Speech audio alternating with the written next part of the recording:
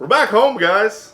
An old school vlog today. We're recording from the garage today. The reason why we're in here is because we're putting these beautiful, beautiful, beautiful wheels. I just got done finished mounting on the live feed this morning. We're putting them on my SCX6. My SCX6 was at the house, and this is where we use it at because it is our disc golf pulling rig. Now, unfortunately, these wheels aren't as super easy to mount because they require a crap ton of screws. Where did that screw just go? I just totally lost that screw. Each wheel not only has your wheel nut, but it has a wheel nut cover that requires 6 more screws. So it could take a little bit. Here's a fun question. If you had to guess what socket you use to put these wheel nuts on, what would your guess be? I'll give you a hint. It's the single most popular size socket on the planet. They get lost everywhere. You should have like 15 of them in your house if you ever want one when you need one. You guessed it, 10 mil socket. I don't even have a 10 mil socket in my RC tools. I only have a 10 mil socket for my,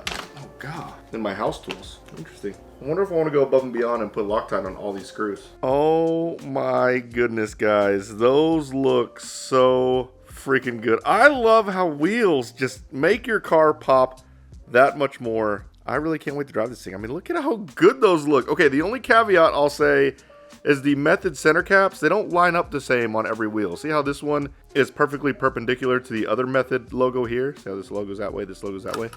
This one on the front, it won't line up that way. There's just no way it will line up that way, so it's a little different. But those are small details that most people won't notice. I notice it because it's my car / truck. However, guys, that looks good. I can't get over it, guys. They look so awesome.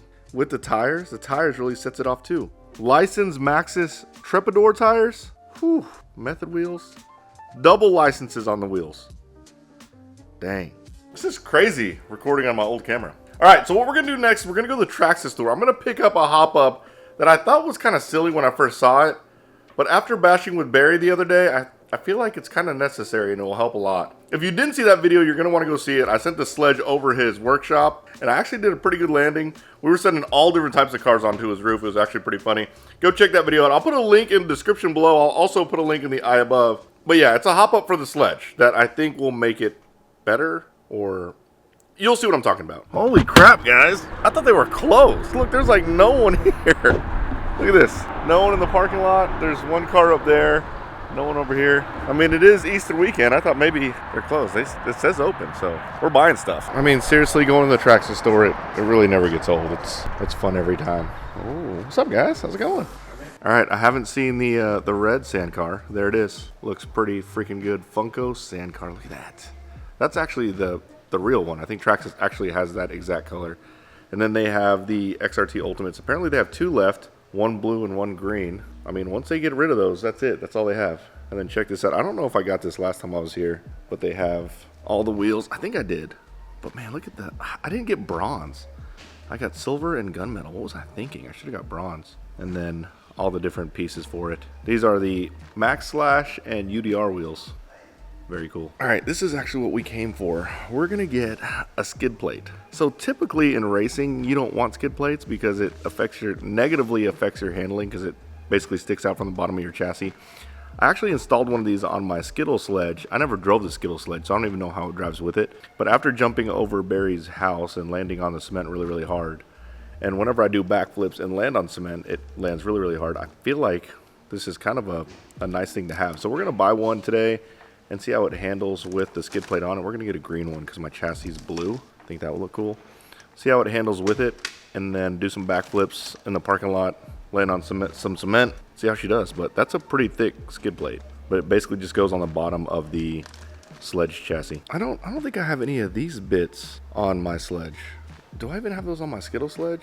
I don't think they were out whenever I got mine and I did that hop up, but basically these are the turnbuckles or the camber links. The reason why I haven't upgraded them is because I don't feel like you need to. Like, the ones on it are pretty tough, but they look cool. Maybe I should pick up a set. Oh, look at that. I've never even seen that. Oh, maybe I need to revisit a sledge hop up video. Oh yeah, I definitely need to redo a sledge hop up video. Look at this. They have carbon fiber, and this is light.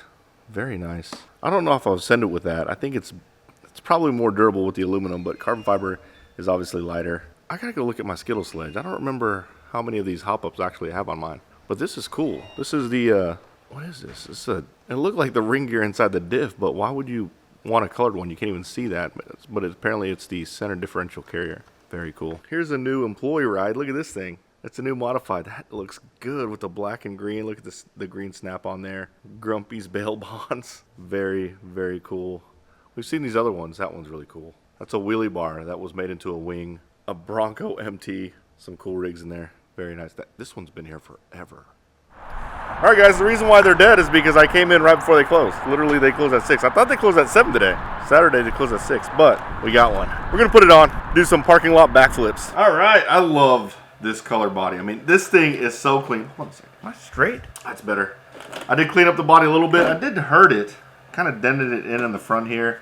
I think it's whenever I landed upside down going off the roof. But anyways, that was a fun day sending it over the workshop.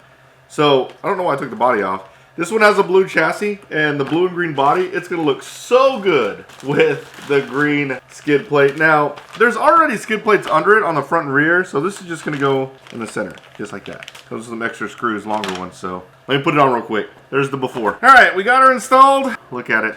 Looks pretty freaking cool. What I'm really happy about is when I put it on there, it was nice and flush. That means my chassis is not bent, but looks pretty sweet, but you can see how it kind of sticks out from the bottom, so it is going to take out some of the ground clearance, but I don't think it's going to matter too much. At least I hope not. Now, one thing to note is if you do decide to put this skid plate on, there are 2 different size screws. So make sure you use the right screws in the right spots. There's some that are just slightly longer. I mean, it will probably still work, but something to note. All right. We're just going to get a couple of, I just want to drive it a little bit to see if it's, it's a freaking curb there. To see if it actually hits the chassis, but doesn't look like it. Like on normal driving conditions, doesn't look like it. We're gonna jump it, see how she does. It's really hard to jump from this angle. Okay, not bad. Not bad at all.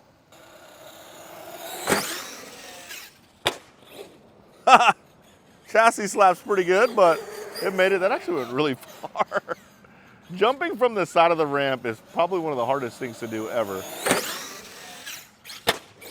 Oh, geez. All right, see, now this is where things go wrong. Like, I'm getting a little cocky. I kind of want to see if I can double backflip real quick. Well, there's only one way to find out. Double backflip. That's how it works right there. It got a little wonky for a second there. Single backflips are a lot easier. Look how high it freaking sends it. Super high. Are you getting that, Ethan? The height there? Mm-hmm. And the battery came disconnected. Dang it. All right, let's take a look. Yeah, you can see how it scratched it up, but that's not bad at all.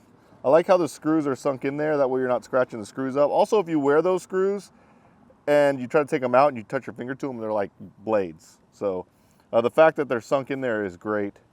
But yes, it was just the old battery came undone because we were slamming down pretty hard. I don't recommend you do stunts on the cement, but sometimes you have no choice, so it is what it is. One more, and then we'll call it a day. Nice, perfect.